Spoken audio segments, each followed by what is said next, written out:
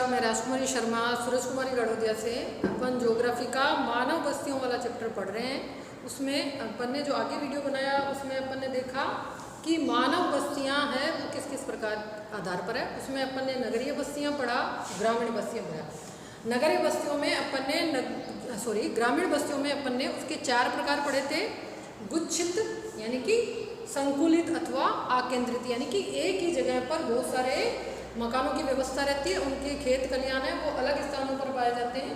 ये अपन ने एक प्रकार का ग्रामीण क्षेत्र में जो बस्तियां पाई जाती है उसका प्रकार पढ़ा। दूसरा पढ़ा अपन ने अर्धगुच्छित। अर्धगुच्छित का मतलब होता है कि छोटे छोटे स्थानों पर, या अपन ये कह सकते हैं दूर दूर स्थानों पर कुछ कुछ मकान, यानी कि कुछ संख्या में एक ही स्थान पर कुछ मकान पाए जाते हैं, फिर थोड़ी सी दूरी स्थान पर कुछ और मकान पाए जाते हैं, यानी कि सारे मकान एक ही स्थान पर नहीं होते, कुछ कुछ दूरी पर स्थित होते हैं। उनमें भी उनके खेत खलिहान या जो अन्य चीज़ें होती है वो उनसे थोड़ी सी दूरी पर स्थित होती है। फिर तीसरा अपन ने पाया पल्लीकृत मकान। पल्लीकृत मकान जो होते हैं वो एक स्थान से दूसरे स्थान पर पृथक पृथक पाए जाते हैं, लेकिन उन्हें एक ही नाम से पुकारा जाता है। ये पल्लीकृत बस्तियाँ आती हैं।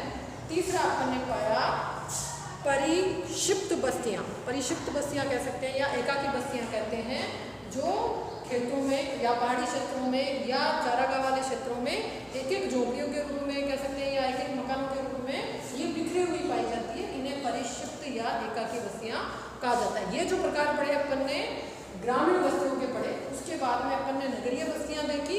नगरीय बस्तियों में अपन ने नगर जो देखे वो 3 प्रकार के देखे।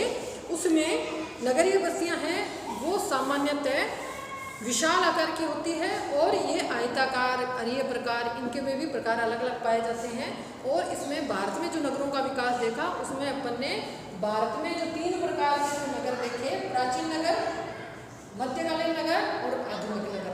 तो इन प्राचीन नगरों में वो नगर थे जो सांस्कृतिक केंद्र या धार्मिक केंद्रों के रूप में प्रसिद्ध थे।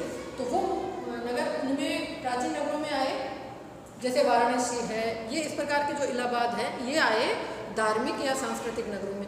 फिर अपन ने दूसरा प्रकार पढ़ा नगरों का मध्यकालीन नगर। तो मध्यकालीन नगर वो थे जिनमें राज्य रजवाड़े या तो अपनी राजधानी थी या प्रशासनिक कार्य वहाँ से संचालित करते थे। तो इस प्रकार के जो नगर हैं जैसे आगरा है, लखनऊ है, तो इस प्रकार के जो नगर आए वह मध्यकालीन नगरों में गिने जाने लगे। फिर बाद में आधुनिक नगर आए। जब अपना भारत औपनिवेशिक काल के दौरान गुजरा था या अंग्रेजों ने यहाँ पर अपना शासन स्थापित किया था, तो उस समय जो नगर आए या तो तटीय क्षेत्र थे या अंग्रेजों ने अपने प्रशासनिक और व्यापार चलाने के लिए केंद्रीय रूप में जिन नगरों का विकास किया, जो नगर आए वो आधुनिक नगरों में आए।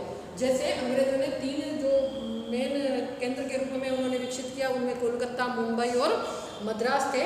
उसके बाद में उन्होंने जो तटीय इलाके थे जिनसे उनका व्यापार चलता था, जैसे कोच्चि है, कांडला बंदरगाह है, तो इन क्षेत्रों में उन्होंने विकसित किया। तो ये आए आधुनिक नगरों में। तो नगरीय बस्तियाँ अपन ने इस प्रकार पढ़ा। फिर भारत में जो नगरीकरण है वो आए औद्योगिक या प्रशासनिक आधार पर, जैसे चंडीगढ़ है, भुवनेश्वर है, दिल्ली है। तो इस प्रकार के जो बड़े उद्योग जहाँ स्थापित हुए, जैसे भिलाई है, दुर्गापुरा है, तो इस प्रकार के जो नगर विकास हुए वो औद्योगिक आधार पर विकास हुए। फिर प्रशासनिक आधार पर जो विकास हुआ, जैसे दिल्ली है, चंडीगढ़ है, ये राज्य की राजधानियाँ कह सकते हैं। यहाँ प्रशासनिक केंद्र होने के कारण से इन नगरों का विकास हुआ। तो इस प्रकार का जो नगर देखे गए वो प्रशासनिक आधार पर विकसित हुए। फिर अपन ने एक प्रकार और पढ़ा कि भारत में जो नगरीकरण है वो किस आधार पर तय किया जाता है कि ये नगर में आएंगे, मेगा नगर में आएंगे या महानगर में आएंगे। तो ये जनसंख्या के आधार पर अपन ने देखा कि प्रथम वर्ग का जो नगर है उसमें 10 लाख से 25 लाख की जनसंख्या आती है, महानगर तथा उसमें 50 लाख से अधिक की जनसंख्या आती है, और इससे जो बड़े नगर होते हैं वो मेगा नगरों के अंतर्गत आते हैं। तो ये अपन ने नगरों का जो वर्गीकरण पढ़ा वो जनसंख्या के आधार पर पढ़ा। अब अपन जो आगे का जो वर्गीकरण पढ़ेंगे वो नगरों का प्रक्रियात्मक वर्गीकरण है, यानी कि यहाँ पर नगर है वो किस रूप में अपनी केंद्रीय भूमिका निभा रहे हैं। उद्योगों में निभा रहे हैं, शिक्षा के क्षेत्र में निभा रहे हैं या पर्यटन के क्षेत्र में निभा रहे हैं। तो इस प्रकार का जो वर्गीकरण है वो प्रक्रियात्मक वर्गीकरण के अंतर्गत आता है, उसको अपन देखेंगे। इसमें 9 प्रकार का वर्गीकरण दे रखा है, यानी कि इनको 9 भागों में बांटा गया। एक अपन ने जब जनसंख्या के आधार पर जब पढ़ा तो उसमें एक नगर व उसका संलग्न नगरीय बहिर्बद आया, और उस बहिर्बद के साथ में जो अन्य नगर जुड़े हुए थे संस्पर्शी नगर, उनमें भी उनका विकास हुआ। तो इस प्रकार अपन ने इनका वर्गीकरण पढ़ा। आज अपन नगरों का प्रक्रियात्मक यानी कि ये किस प्रकार की भूमिका निभा रहे हैं उसके बारे में अध्ययन करेंगे। तो अपने केंद्रीय अथवा नोडीय जो भूमिका निभाता है उसके अतिरिक्त वह अपनी विशेष सेवाओं के लिए या अपनी विशेष भूमिका निष्पादन करता है, उससे संबंधित जो नगर हैं उनके बारे में अध्ययन है कि वह जो नगर है किसके लिए प्रसिद्ध है। जैसे बहुत सारे जो नगर है, जैसे वाराणसी है, ये धार्मिक नगरों के अंतर्गत आता है, इलाहाबाद है। तो इस प्रकार ये अपनी विशेषीकृत भूमिका किस में निभा रहा है उससे संबंधित आएंगे। तो जो पहला प्रकार आपने दे रखा है वो है प्रशासन शहर या नगर, जहाँ से प्रशासनिक कार्रवाइयाँ यानी कि देश को संचालित करने के लिए प्रशासनिक मुख्यालय होते हैं या राज्य राजधानियाँ होती है या जिला मुख्यालय होते हैं, उन नगरों को प्रशासनिक नगर या शहर कहा जाता है। तो इसमें प्रशासनिक मुख्य वाले शहर को प्रशासन नगर कहते हैं, जैसे चंडीगढ़ है, नई दिल्ली है, भोपाल है, ये सब कहाँ क्या है, ये राज्य राजधानियाँ हैं जहाँ से सारा काम प्रशासनिक तौर पर यहाँ से आदेश निकाले जाते हैं। यहाँ पर ये कह सकते हैं कि अन्य जो शहर है या उससे संबंधित जो शहर हैं या राज्य में जितने भी जो नगर आते हैं उनका सारा काम प्रशासनिक दृष्टि से यहीं से संचालित होता है। इस प्रकार के जो नगर आते हैं वो प्रशासनिक नगरों में आते हैं। फिर दूसरा प्रकार आपको अपना दे रखा है औद्योगिक नगर। ये नगर अपनी विशेषीकृत या उद्योगों के लिए प्रसिद्ध होते हैं। यहाँ से बड़ी औद्योगिक इकाइयाँ संचालित होती हैं जो अन्य लोगों को भी रोजगार देती है। ये उद्योग एक विशेष प्रकार का संसाधन लोगों को उपलब्ध करवाती है। इसमें मुंबई है, सेलम है, कोयम्बटूर है, नई दिल्ली है, ये इस प्रकार के जो नगर आते हैं ये इस प्रकार के नगरों में गिने जाता है। उनका वर्गीकरण औद्योगिक नगरों के अंतर्गत होता है, जहाँ से बड़ी औद्योगिक इकाइयों का संचालन होता है और आसपास वाले नगर भी इन औद्योगिक इकाइयों से जुड़े रहते हैं। पास वाले नगर से लोग यहाँ पर रोजगार प्राप्त करने के लिए जाते हैं और यहाँ से उद्योग से निकला माल पास के नगरों में या बाजारों में उपलब्ध होता है। तो इस प्रकार के जो नगर आते हैं औद्योगिक नगरों के अंतर्गत आता है। तीसरा जो प्रकार दे रखा है परिवहन नगर। परिवहन नगर से तात्पर्य है यहाँ से व्यापार के लिए आयात या निर्यात के लिए अपने को सुविधाएं उपलब्ध होती है। ये तटीय प्रदेश भी हो सकते हैं और वायुयान जो सुविधाएं उपलब्ध करवाते हैं वो वाले नगर भी इसके अंतर्गत आते हैं। वर्तमान में वायुयान जो परिवहन है वो सबसे जल्दी पहुँचने वाला है। इस प्रकार के जो नगर आते हैं वो परिवहन नगर के अंतर्गत आते हैं। जो पतन नगर है उनमें कांडला, कोच्चि, कोच्चिजोड़, विशाखापट्टनम इत्यादि आते हैं।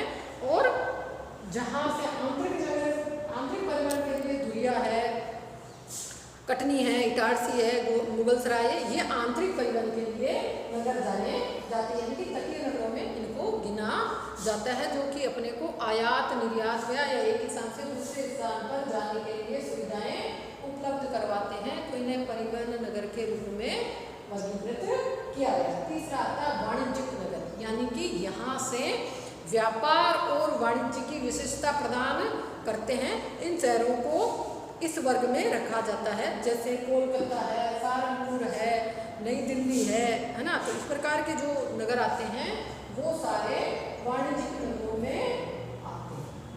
ठीक है। अब अपना जो पांचवा प्रकार का है वो आता है खनन नगर। खनन नगर का मतलब है जहाँ से अपने को प्राथमिक क्षेत्र से संबंधित जो क्रियाएं देखने को मिलती है खनन कार्य से, जहाँ से अपने को उद्योगों के लिए कच्चा माल प्राप्त होता है वो खनन नगर के अंतर्गत आता है। ठीक है। इसमें जितने भी प्रकार का जो कच्चा माल है जो खदानों से निकाला जाता है वो इसके अंतर्गत आते हैं। जैसे कोयला कह देते हैं, रानीगंज, झरिया, तेल क्षेत्र कह सकते हैं, डिगबोई। तो ये जो वाले क्षेत्र आते हैं वो खनन क्षेत्र में आते हैं। असम वाला क्षेत्र है वो कोयले से संबंधित भी है और तेल उत्पादन, खनिज तेल उत्पादन से संबंधित है, गैस उत्पादन से भी संबंधित है। तो ये वाले जो नगर आते हैं वो खनन नगर के अंतर्गत गिने जाते हैं। यानी कि यहाँ पर खनन कार्यों के द्वारा माल उत्पादन किया जाता है या अपन कह सकते हैं अयस्क निकलते हैं जो कि द्वितीय क्षेत्र में कार्य या काम आते हैं या उनसे परिष्कृत सामान बनाया जाता है। तो इस खनन नगर के अंतर्गत उनको वर्गीकृत किया जाता है। फिर आता है छावनी नगर, गैरीशन नगर जिसे कहते हैं। इसमें छावनियाँ स्थापित होती है। इस प्रकार के जो नगर आते हैं वो छावनी नगर के अंतर्गत आते हैं। इसमें अम्बाला है, जालंधर है, जहाँ पे लोगों की छावनियाँ स्थापित रहती है, ये अलग से लक्षित होते हैं और इसको छावनी नगर के अंतर्गत गिना जाता है। फिर आता है धार्मिक और सांस्कृतिक नगर, ठीक है, जो कि अपनी धार्मिक विशेषताएं या सांस्कृतिक विशेषताओं के रूप में जाने जाते हैं। उन्हें सांस्कृतिक या धार्मिक नगर कहा जाता है। जैसे वाराणसी है, मथुरा है, अमृतसर है, मदुरै है, पुरी, अजमेर, पुष्कर, तिरुपति है, कुरुक्षेत्र है, हरिद्वार है, उज्जैन है। तो इस प्रकार के जो नगर आते हैं वो अपनी धार्मिक विशेषता या अपन यह कह सकते हैं सांस्कृतिक विशेषता लिए हुए रहते हैं और यहाँ पर लोग धार्मिक यात्रा के लिए जाते हैं। तो इस प्रकार के जो नगर आते हैं वो धार्मिक और सांस्कृतिक नगरों के अंतर्गत आते हैं।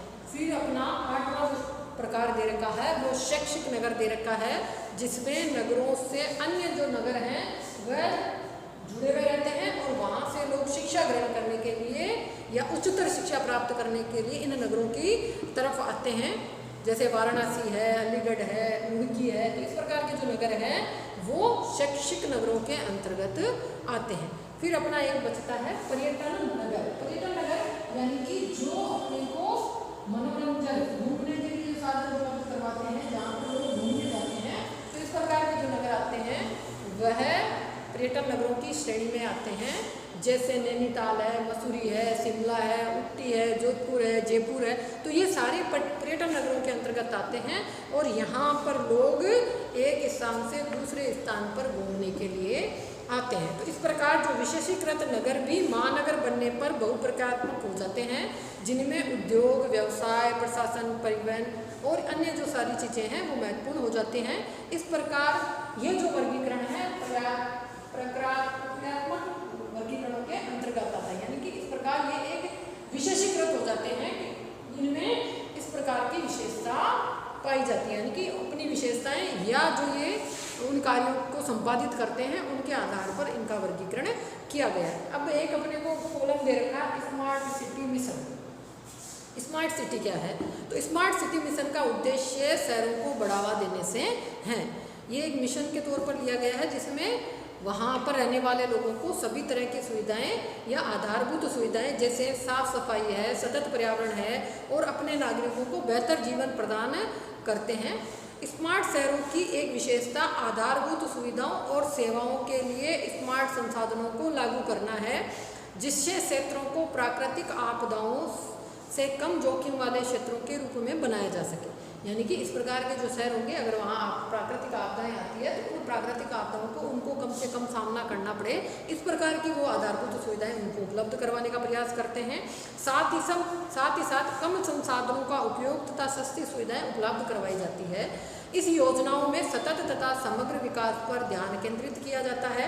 इस योजना का उद्देश्य ऐसे सघन क्षेत्र पर ध्यान केंद्रित करना है जो एक मॉडल के रूप में अन्य बढ़ते हुए शहरों के लिए लाइट हाउस का काम करे।